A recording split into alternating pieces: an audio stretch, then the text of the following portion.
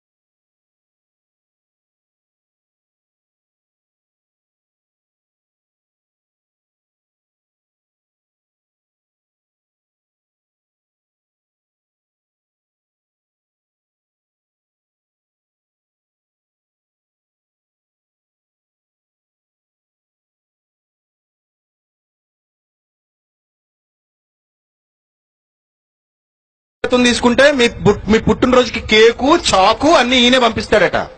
సభ్యత్వం తీసుకుంటే, లేకపోతే పంపడట.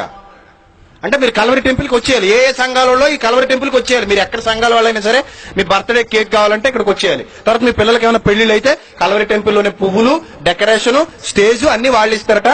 భోజనాలు బంగారం మాత్రం మీరు పెట్టుకోవాలట. అది డబ్బులు ఎక్కువ కదా, మరి దానికి మీరు ఇచ్చే సరిపోవు. అందుకని అవి మీరు పెట్టుకోవాలట, మిగిలిన స్పాన్సర్ చేస్తాడట. మూడవది ఏంటంటే మీరు చచ్చినప్పుడు మీ ఇంటికి పెట్టి ఇళ్లే పంపిస్తారట. పెట్టిని తీసుకెళ్ళడానికి స్థలం ఇళ్లే చూసుకుంటారట. ఆ పెట్టిని మోసుకెళ్లి వ్యాన్ ఇళ్లే పెడతారట. పెట్టి దగ్గర పాటలు కూడా ఫ్రీగా పాడి పెడతారట. మా కల్వరి టెంపుల్లో జాయిన్ అవ్వండి, రైట్. మీటింగ్ పెట్టాడు అనుకో, ఇతనితో ఫోటో తీయించుకోవడానికి 10,000 లేకపోతే 5,000. ఇతనితో ఫోటో తీయించుకుంటే ఫ్రేమ్ కట్టిస్తారు. సతీష్ అన్న కోట్లు నొక్కేశాడు. సతీష్ అన్న కోట్లు. ఒకప్పుడు అడుక్కు తినేవాడు ఈ సతీష్ అన్న. ఈరోజు కోటీశ్వరుడు. సామాన్యుడు ఇతని దగ్గరికి వెళ్ళలేడు. సామాన్యుడిని రానివ్వరు అక్కడికి. బాగా సౌండ్ పార్టీలే వెళ్ళాలి అక్కడికి. ఇతనితో ఫోటో తీయించుకుంటే 5,000, ఇతనితో షేక్ హ్యాండ్ ఇస్తే 2,000. బయట అమ్మా భగవాన్ కూడా సేమ్ సిచ్యువేషన్. అది కూడా అమ్మా భగవాన్ కాళ్ళు పట్టుకుంటే 5,000, అమ్మా భగవాన్ చేతితో కరచాలనం చేస్తే 10,000, అమ్మా భగవాన్ చూడాలంటే 2,000. అక్కడ అమ్మా భగవాన్ వెళ్తున్నాడు, ఇక్కడ హైదరాబాద్ కలవరిలో సతీష్ అని వెళ్తున్నాడు. ఇదా యథార్థత? ఇదా బైబిల్ చెప్పిన వాస్తవికత? ఇదా భక్తి? భక్తి అయితే ఏ అపోస్తలుడైన పౌలు ఎప్పుడైనా నాతో ఫోటో దించుకుంటే 5,000 ప్రకటించాడా? నాతో ఫోటో దించుకుంటే 10,000 పేతురు ఎప్పుడైనా ప్రకటించాడా? నాతో ఫోటో దించుకోండి నాకు షేక్ హ్యాండ్ ఇవ్వండి 2,000 ప్రకటించాడా? పోనీ బైబిల్లో ఏ భక్తుడైనా మా చర్చికి వచ్చేయండి, మీ బర్త్డేకి కేకులు మేమే పంపిస్తాం, చాకులు మేమే పంపిస్తాం, చాక్లెట్లు మేమే పంపిస్తాం, గ్రీటింగ్ కార్డులు మేమే పంపిస్తాం, మా చర్చికి వచ్చేయండి అని అడిగారా? లేకపోతే మీరు చచ్చినప్పుడు పెట్టె మేమే పంపిస్తాం, పెట్టెలో చల్లడానికి పూలు మేమే పంపిస్తాం, పెట్టెలో నీ శవం మీద చల్లడానికి సెంటు మేమే పంపిస్తాం అని ఎక్కడైనా బైబిల్లో రాయబడిందా? అంటే ఇలాంటి బోధన విధానం అంటే మనుషులను ఆకర్షించేది కాదా? ఈ రోజు లక్షల మంది అక్కడికి వెళ్తున్నారంటే హైదరాబాద్ లో అమాయకులు, బైబిల్ రాదు వీళ్ళకి, బైబిల్లో ఉన్న సత్యం తెలియదు వీళ్ళకి, కేవలం ప్రజల్ని మభ్యపెట్టే బోధ జనానికి కూడా ఇదే కావాలి. అంత్యదినాన ఇవన్నీ బయలుపరచబడతాయి. రహస్యమైనదేది వెలుగులోనికి రాకమానదు, మరుగైనదేది బయలుపరచబడకపోదు. ప్రియులారా, ఒక వ్యక్తి దేవుని సేవ చేయాలంటే వాడు ఇష్టపూర్వకంగా చేయాలండి, ఇష్టపూర్వకంగా చేయాలి. అంతేగాని ఎలాంటి ధనాపేక్ష బలాపేక్ష ఉండకూడదు, ఎలాంటి స్వార్థపూరితమైన ఆఫర్లు ఇవ్వకూడదు. ఒకవేళ మీరు దేవుని సేవ చేయాలనుకున్నారు అనుకోండి, మీకు ఏదో లాభాన్ని అపేక్షించి చేయకూడదు. ఇక్కడ మీటింగ్లు పెట్టారు, చాలా లక్షల రూపాయలు ఖర్చు అవుతాయి. ఈ లక్షల రూపాయలు ఖర్చు అవడానికి వాళ్ళని ఏదో ఆశించో వాళ్ళేదో అపేక్షించో చేయకూడదు. చేతులు దులిపేసుకునేలా దేవుడి పని చేయకూడదు. ఒకవేళ సేవకుడికి ఇవ్వాలనుకోండి, సేవకుడికి ఇచ్చేది కూడా ఏదో మనం కావాలని వాళ్ళ దగ్గర మెప్పు పొందాలనో, లేకపోతే వాళ్ళ దగ్గర మనం ఏదో ఆశించో అలా చేయకూడదు. అది అసలు దేవుని సేవ కాదు అసలు. ఒకవేళ దేవుని పని జరుగుతుంది అనుకోండి, డిమాండ్ ఉండకూడదు, నువ్వు ఎంత ఇయ్యి నువ్వు అంత ఇయ్యి అడుక్కోకూడదు. వాడు హృదయములో నిశ్చయించుకున్న ప్రకారము మంచి మనస్సుతో ఏం చేయాలి? దేవుని సేవ చేయాలి. కానీ సతీష్ కుమార్ ఏం చేశాడు తెలుసా? ₹1,00,00,000 కారు లాటరీలో పెట్టేశాడు చర్చిలో. ₹1,00,00,000 కారు లాటరీలో పెట్టేశాడు చర్చిలో. అది కూడా ఇతను కొన్నది కాదు, ఎవడో ఉత్తిని ఇచ్చింది. ఏమన్నాడు తెలుసా? కుటుంబానికి ఎంత ఇవ్వాలో లెక్క చెప్పాడు. ఒకసారి ఆ వీడియో చూడండి.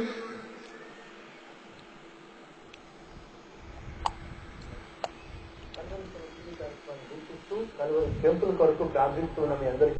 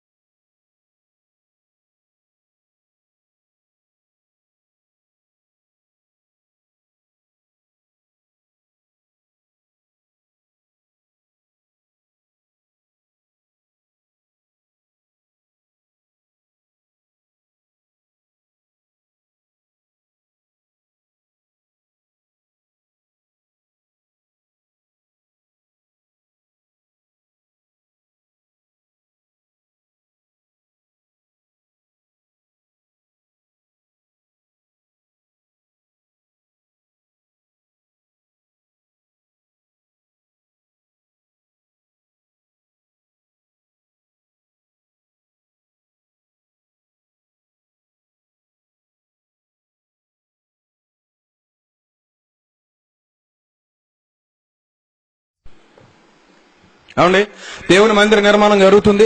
హృదయపూర్వకంగా హృదయంలో నిశ్చయించుకున్న ప్రకారం ఇవ్వాలా? ఇలాంటి బంపర్ ఆఫర్లు పెట్టాలా? మొన్ననే పేపర్లో చదివాను, సర్దార్ గబ్బర్ సింగ్ సినిమాకి వస్తే డ్రింక్ ఫ్రీ అన్నాడు. ఎండాకాలం కదా, సినిమా చూడండి డ్రింకులు తాగిపోండి అని. దీనికి దానికి ఏమైనా తేడా ఉందా?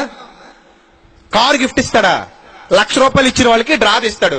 ఇప్పుడు అందరికి మనసులో ఏం పుట్టిందో తెలుసా? ఆ చర్చికి వెళ్ళే వాళ్ళు చెప్పారు నాకు, అందరి మనసులో ఏం పుట్టిందో తెలుసా? నాకు వస్తుందేమో అని అప్పులు చేసి మరీ లక్షలు ఇచ్చేశారు. అప్పులు చేసి మరీ లక్షలు ఇచ్చేశారు.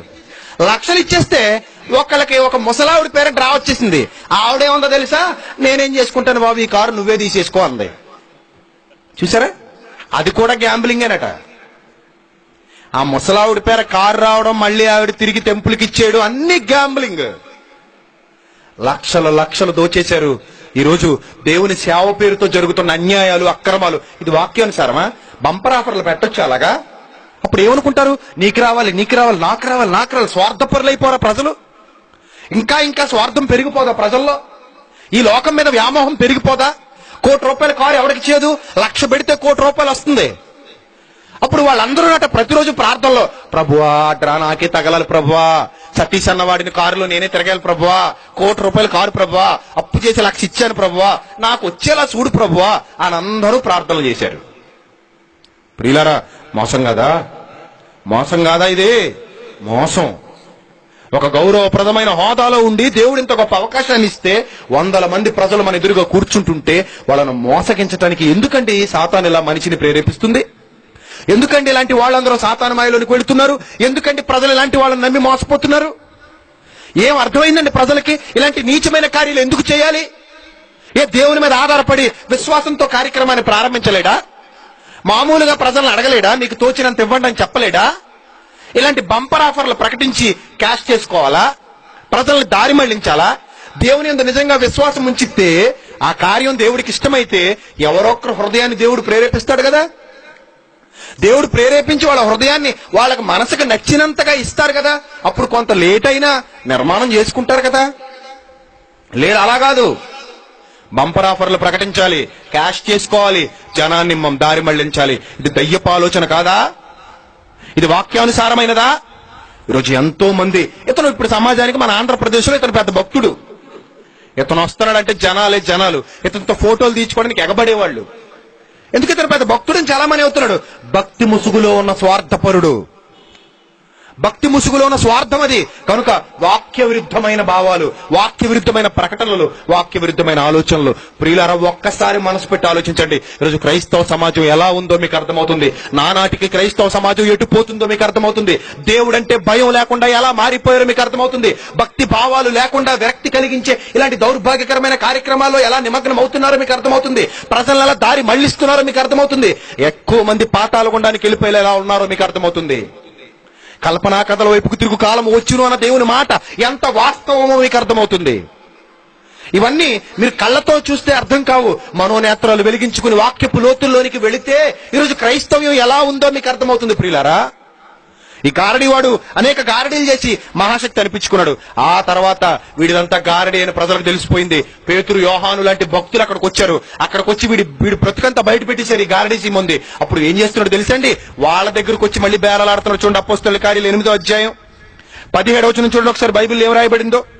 అపోస్తలుల కార్యాలు 8వ అధ్యాయము 17వ వచనం చూడండి. అప్పుడు పేతురును యోహానును వారి మీద చేతులుంచగా వారు పరిశుద్ధాత్మను పొందిరి. అపోస్తలులు చేతులుంచటం వలన పరిశుద్ధాత్మ అనుగ్రహింపబడినని సీమోను అనగా ఈ గారడీ వాడు చూచి, వాడప్పటి వరకు మోసం చేసి సంపాదించిన డబ్బు తెచ్చి ఆ ద్రవ్యం పేతురు ముందు, యోహాను ముందు పెట్టాడండి. అంటే వాళ్ళను కూడా దేంతో కొనేయాలి? ఇప్పుడు డబ్బుతో కొనేయాలి. డబ్బుతో కొనేసి వరం తీసుకుంటే మనం దేవుడి మహాశక్తి అనిపించుకోవచ్చు. ఇప్పటికే ఏమనిపించుకుంటున్నాడు సమాజంలో? దేవుడు మహాశక్తిని బిరుదు పొందాడు గారడిగాడు. ఇంకా మనం దేవుడు మహాశక్తిని అనిపించుకోవచ్చు. అలా అనిపించుకోవచ్చని ఏం చేశాడట? డబ్బు తెచ్చి, ద్రవ్యము తెచ్చి వారి ఎదుట పెట్టి, నేను ఎవరి మీద చేతులుంచుదునో వాడు పరిశుద్ధాత్మను పొందినట్లు అధికారం నాకు ఈయుడని అడిగాను. అందుకు పేతురు, నీవు ద్రవ్యమిచ్చి దేవుని వరము సంపాదించుకుందునని తలంచుకొనినందున నీ వెండి నీతో కూడా నశించునుగాక. అంటే ద్రవ్యమిచ్చి కొనుక్కుంటే దేవుని వరాలు రావు. బైబిల్ బోధిస్తుంది. డబ్బులు ఇచ్చి కొనుక్కుంటే దేవుడి ఆశీర్వాదాలు రావు. ఆత్మ సంబంధమైనవి, పర సంబంధమైనవి అవి డబ్బులిచ్చి కొనుక్కుంటే వచ్చేవి కావు. డబ్బులు ఇచ్చేస్తే ఆశీర్వాదాలు దేవుని యొద్ద నుండి బయలుదేరి వచ్చేవి. దేవుడు నువ్వు ఇచ్చే డబ్బు చోటు కొనేసుకోవడానికి ఆయన సూపర్ మార్కెట్ లో ఉన్న వస్తువు కాదు. దేవుడు నీ హృదయాన్ని చూస్తాడు. దేవుడు నీకేమి ఇవ్వాలనుకున్నా నీ హృదయాన్ని చూస్తాడు. ఆయన ఏమైనా సూపర్ మార్కెట్ లో ఉన్న వస్తువు అనుకున్నావా డబ్బు పెట్టి కొనేయడానికి? ఇలా కొనేయాలని వీడు ఆలోచించాడు గారడీ సీమోను. ద్రవ్యం పట్టుకెళ్లి భక్తుల దగ్గర పెట్టాడు. పెట్టి నాకు అమ్మేయండి ఈ వరాన్ని అంటున్నాడు. ఏమండి? అంటే అమ్మేసేవాళ్ళు, కొనేసేవాళ్ళు. దేవుడి ఆశీర్వాదాలు అమ్మేసేవాళ్ళు, దేవుడి ఆశీర్వాదాలు కొనేసేవాళ్ళు. అందుకే కదండి క్యాలెండర్లు కూడా పాట పెడుతున్నారు దౌర్భాగ్యులు. 15 రూపాయలు 20 రూపాయలు పడుతుందండి కొత్త సంవత్సరం క్యాలెండరు. దాని ఎంతగా పాటట? అప్పారావు గారి పాట 200, పుల్లమ్మ పాట 1,00,000 రూపాయలు. అలా 5 లక్షలకు పాడుకున్న దౌర్భాగ్యంలో ఉన్నారంటే క్యాలెండర్లో. పాట పెట్టేవాడికి బుద్ధి లేదా, పాడుకునేవాడికి బుద్ధి లేదా? అదేమన్నా సంత మార్కెట్ అనుకున్నారా? కూరగాయల మార్కెట్ అనుకున్నారా? అది దేవుని సంఘం అనుకున్నారా? క్యాలెండర్ల పాట ఏంటి? క్యాలెండర్ల పాట ఏంటి? వాగ్దానాలు రాసేసి మళ్ళీ అమ్మేయడం ఏంటి? దేవుని మాటలు వాటికి మళ్ళీ పాట ఏంటి? ఇవన్నీ భక్తా? ఇవన్నీ భక్తా? భక్తి పేరుతో జరుగుతున్నది విరక్త. దేవునికి విరక్తి, ఇది భక్తి కాదు. ప్రియులారా, ఇలా డబ్బు పెట్టి దేవుడి ఆశీర్వాదాలు అమ్మేసుకోవాలనుకునేవాడు ఒక దౌర్భాగ్యుడిని ఈ రోజు క్రైస్తవ సమాజం బాగా మోస్తుందండి. ఒక సాతానుగాడిని మోస్తుంది. ఆ సాతానుగాడి పేరేంటో తెలుసా? రాజా. వాడు గతంలో సినిమా యాక్టర్, ఎప్పటికీ సినిమా యాక్టరే వాడు. ఎప్పటికీ సినిమాల్లో నటిస్తున్నాడు. సినిమాల్లో నటిస్తూ దేవుడి కోసం సాక్ష్యం చెప్తున్నాడట. ఈ ఎర్రిబాగులు అందరూ రాజాతో ఫోటోలు తీసుకోవడానికి వెళ్ళిపోతారు. వీళ్ళు దొంగలే. వెళ్ళేవాళ్ళు